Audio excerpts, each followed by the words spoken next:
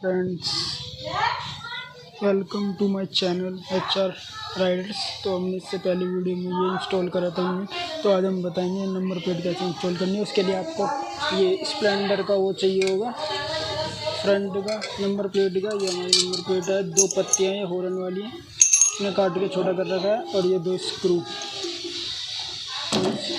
Install करने के लिए सबसे पहले हम ये खोलना पड़ेगा हमें, और ये 2 स्क्रू खोलने पड़ेंगे उस सेम साइड के। चलो खोल के फिर ये पत्ती यहाँ लगेगी, देख सकते हैं।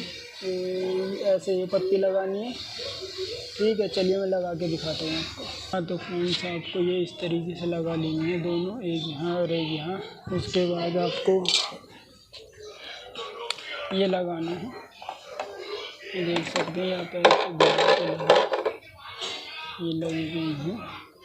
चलो मैं इसको भी, इसके लगाने के लिए आपको ये 2 मोटे वाले स्क्रू चाहिए होंगे। चलो अब मैं इसे लगा के दिखाता हूँ। तो कुछ इस तरीके से लगा लेना है आपको फ्रेंड्स, देख सकते हैं आप। ये भी लग गया, ये फिट हो गया एकदम। अब इसके ऊपर नंबर प्लेट आ जाएगी ऐसे। चलो मैं लगा के दिखा। तो आप देख सकते हैं फाइनल लुक ऐसा आ रहा है, देख सकते हैं, बिल्कुल डैशिंग लग रही है।